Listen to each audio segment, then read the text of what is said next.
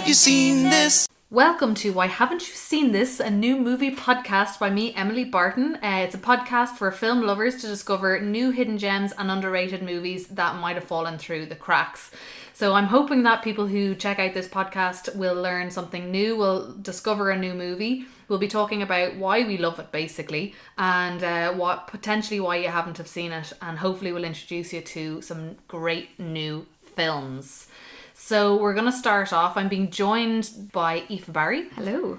And we're going to start off with Your Sister's Sister from 2011. Yes.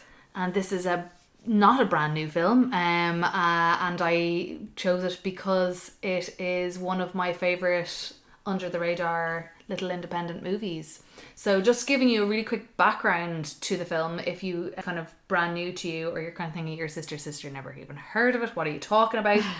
So it's a small little film that came out in 2011, directed by Lynn Shelton. It's an American comedy drama, and it came out in the Toronto Film Festival in 2011. Tiny film, tiny budget. I think they spent 125,000 on it and it made 3 million. So it is easily one of those films that slipped through the cracks and that people haven't seen, and it's definitely one worth watching. So, and I'll tell you why. It follows a woman called Iris, who's played by the lovely Emily Blunt, who invites her best friend Jack, played by Mark Duplass, who is struggling emotionally a year after the passing of his brother. So Iris is inviting Jack to her family remote cabin, and Jack basically has some drunken encounter with Iris's lesbian sister, played by Rosemarie Dewitt. And the film unfolds, leading to some interesting revelations and developments in all three of their lives. So it's very much like zooming in on these three characters. So Aoife, what did you think first off? Yeah, like I hadn't seen this film before, and when you asked me to watch it, I looked it up and I thought, why haven't I seen this? It's got loads of people in it who I really like, and like the director Lynn Shelton's really interesting. She's done some really cool stuff. I really enjoyed it. It's like a perfect kind of 1.5 hour long film that has loads of depth. You know, there's so much to it, but it's got a really a lovely script, a very simple idea behind it. I believe there's a lot of improvisation, which we can probably get into in a bit. The characters feel like there's loads of depth to them. So yeah, it's great. It's just it's a really kind of compelling film, even though it's quite light in some ways and dark in other ways.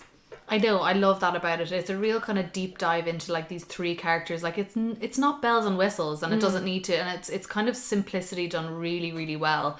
And you've got, I suppose what makes it even better is you've got these really strong actors who are at the centre of it, really important, and actors who are really good at improvising and ad-libbing, and that's kind of at the heart of why this film is so good, because there's just this really nice natural energy to it. It's not overly scripted for a small independent film as well. There's just a kind of an element of, you know, it's polished but it's simple, and you can relate to it as a normal person. It's not like the big Hollywood blockbuster movies that we're all used to. It's very much focused on story and on character, and you have these really strong actors who are kind of leading the charge in it.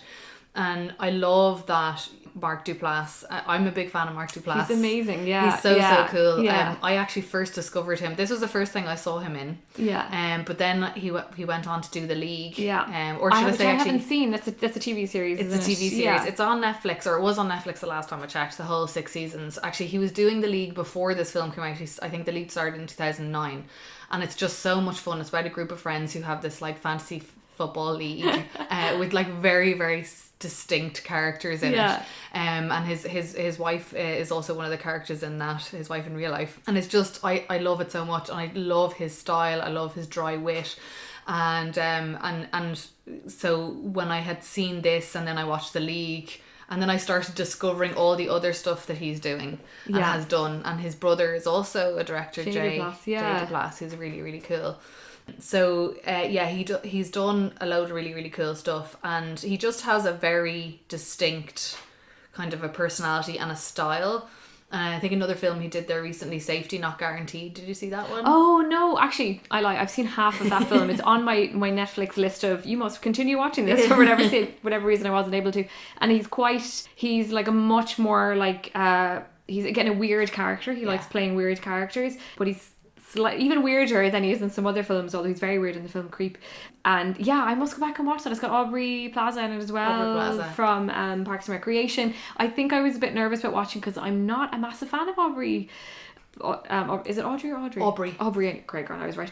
I was a bit nervous about watching it because I'm not a big fan of Aubrey Plaza in Parks and Recreation, and I was a bit like, oh, but she's actually very good in Safety Not Guaranteed, so I shall watch the other half of that. She's a funny character because some of the stuff she does, I'm the same. I don't warm to her at all. I don't get her, but then certain things that just suits her personality and her style. I actually really like the To-Do List. I don't know if you saw that one. It was on Netflix for like a really short period of time. Yeah. But like it was set in the 90s, so it was one of those like highly stylized movies, which I absolutely love. We'll have to do a whole other episode on the To-Do List. Exactly, it's like it's got a really good cast. It's so funny, and it's one of the few films that I actually love Aubrey Plaza, and I just think it's like her on top of her game. Yeah. But anyway, coming back to Your Sister's Sister, I watched this when it came out. There was a special film screening in Cineworld, and it was like I think it was Movie Fest. They used to do these like movie back-to-back movie festival. Literally, we watched 3 movies a day over 2 days. So like total movie freaks like myself, who are perfectly happy to give away an entire weekend to just watching movies. And this was one of the, and it was all surprise movies. We had no idea, and they were all independent movies. And this was one of the films, and it just, you know, I don't want to talk too much and give too much away about the story, because, you know, I hope that people will check this out and will watch it and get something from it.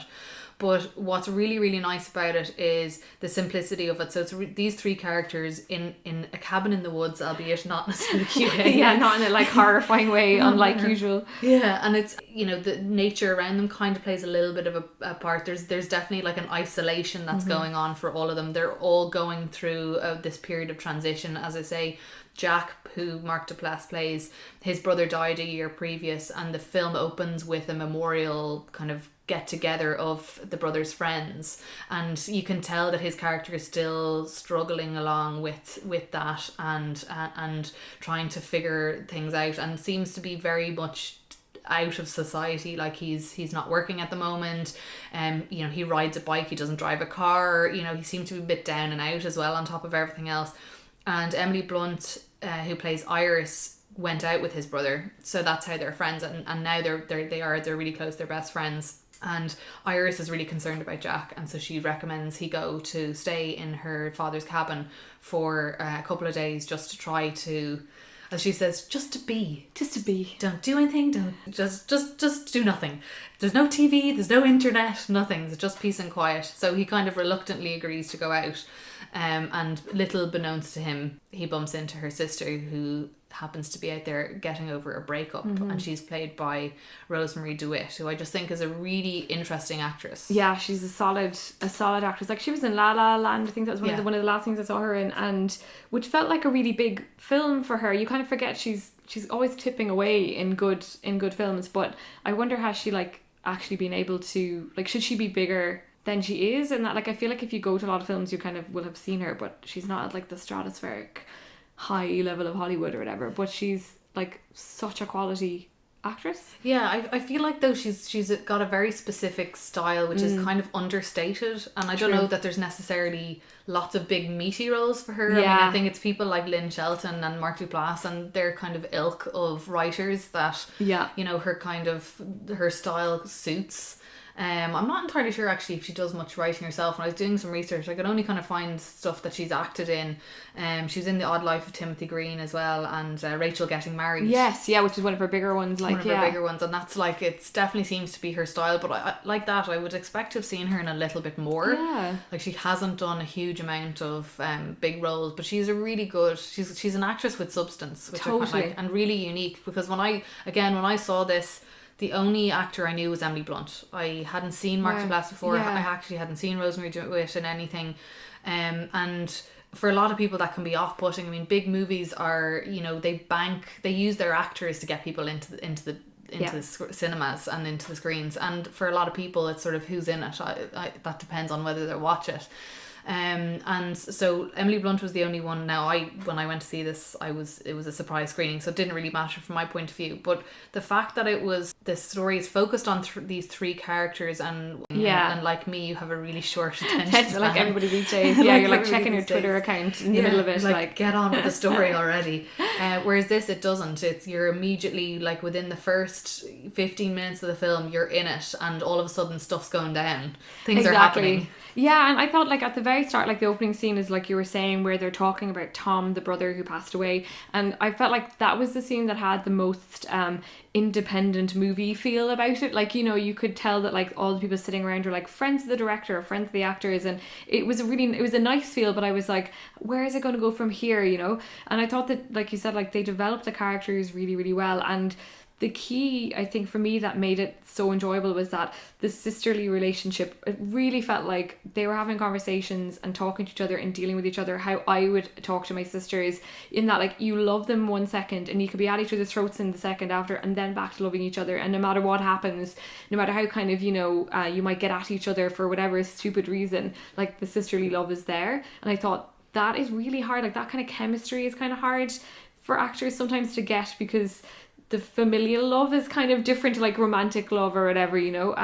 So I thought that was really, really well done. So you care really deeply about all of them, and you care about Mark Duplass's character because he's such a mess, but he's clearly a good guy, which is kind of the key with him. I think a lot of the times that he's like this everyman who's like this normal, flawed character, but you kind of root for him. So, like, the fact that in an hour and a half you could make people see, like, the full kind of interior lives of these characters, you know, within a few scenes is, like, a mark, I think, of really good actors and really good director and writer, because, like, Lynn Shelton wrote the film as well, didn't she? Yes. As well.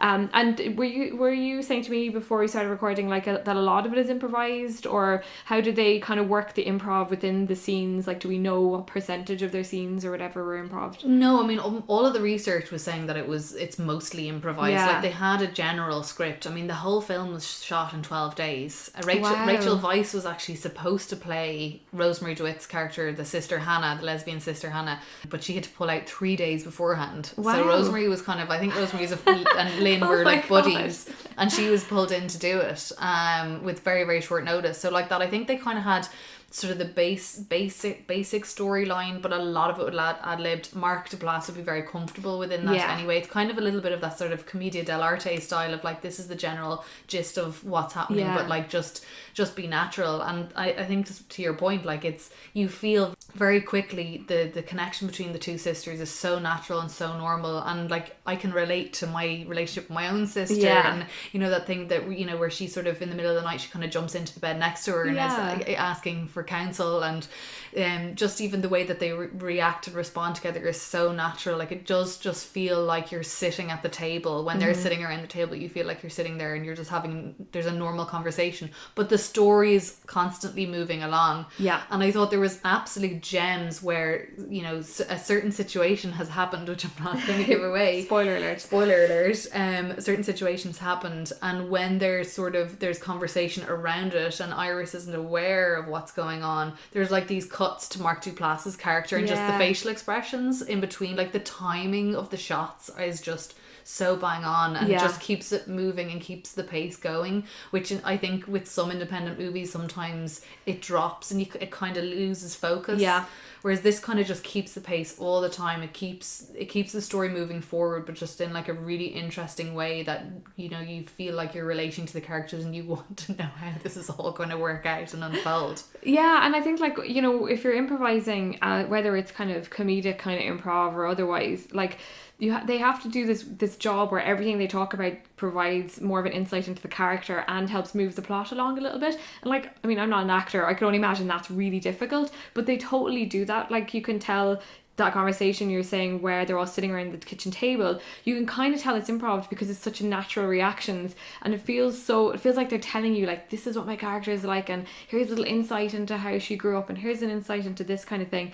And that, like, works so well. They're not just, like, trading these kind of pithy lines, they're giving you these little, like, winks about people, and then that helps you see, like, better into why they made their decisions and stuff. Like, so, you know, that's great. And reading about Lynn Shelton, kind of, you know, I'd seen her name on different things, but I hadn't really read too much about her, and she's such an interesting director. Like, her career is so interesting. Do you want to chat a little bit about kind of like her background and kind of what she's done over the last little while? Well, she's done some like pretty eclectic movies, to be fair, and she's actually got a new one out, I think, with Mark Maron, Yes, which is coming so out. good. Swords of Trust. Swords of Trust, yeah. Or which Sword of Trust, which I'm really looking forward to seeing. So that's actually coming out this year. She's kind of done like really random films, I suppose. Like I kind of feel like Your Sister is probably one of her more, like, for me anyway, sort of relatable, because some of the stories she's done are sort of really out there, and similarly Mark Duplass,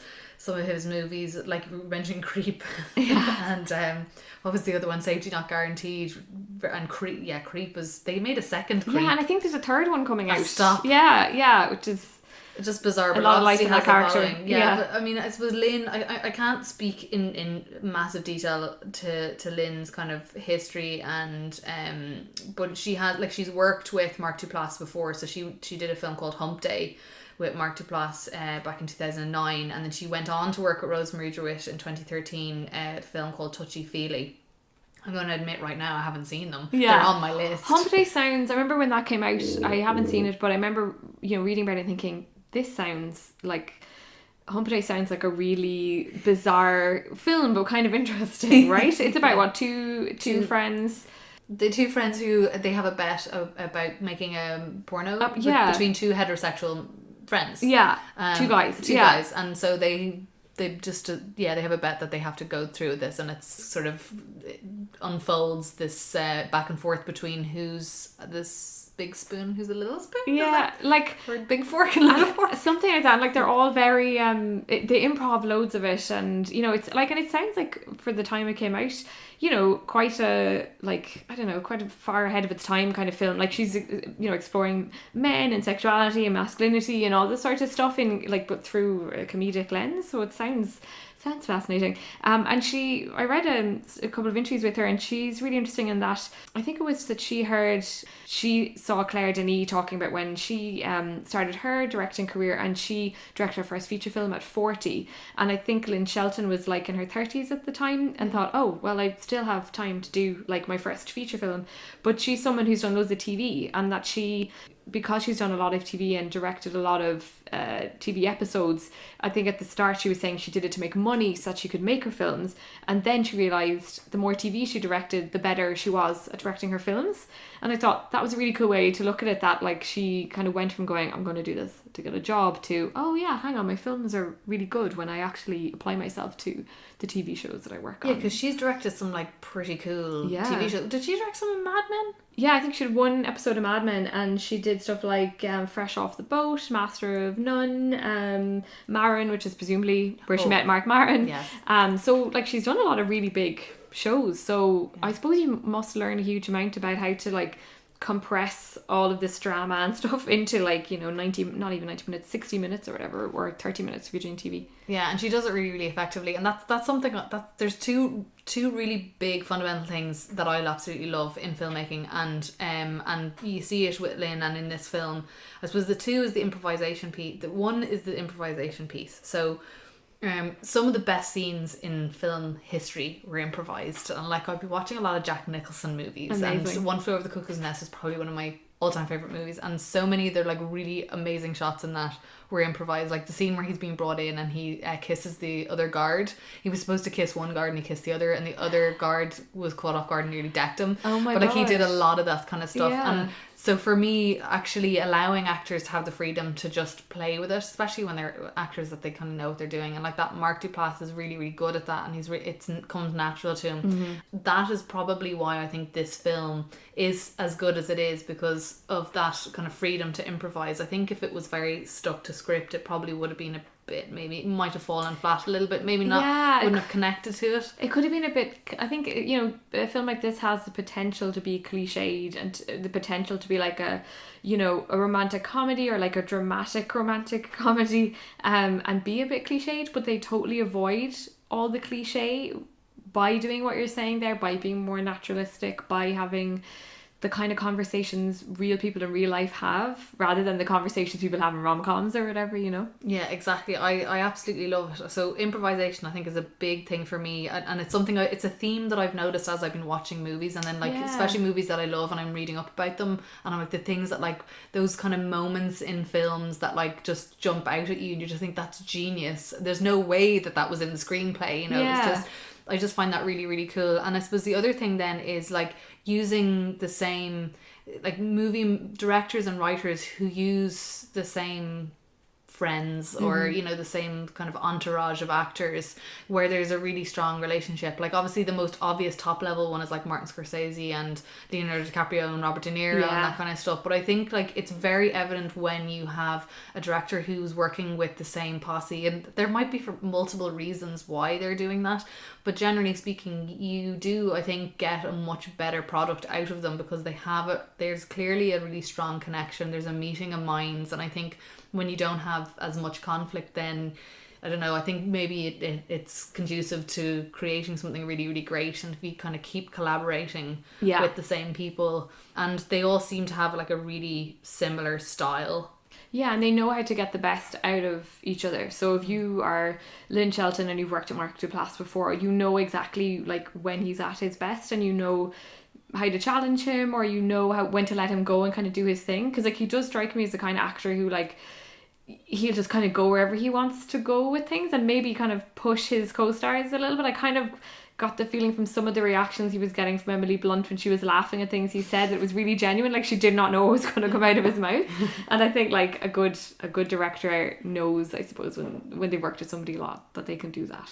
Yeah, I absolutely love that. I mean, like for me, those are like two really, really strong ingredients. Like, look, sometimes I'm sure a lot of people will be screaming, going, "What are you talking about? You know nothing." But that's just an observation for me that I've noticed. I mean, of course, there's lots of amazing films that are made with great actors, and they've never worked together before or since. But it's just something I really like, and I love that sense of kind of community and collaboration as well, and that it's kind of people being drawn to each other because they have a similar style or a vision or like that. They kind of know that what they're going to get out of them is exactly what they want, or like that, by using somebody like Mark Duplass, they're going to get more for what they even, whatever the vision in their head is, they're probably going to get more out of it than what they could imagine themselves. Yeah. So I kind of really, really love that.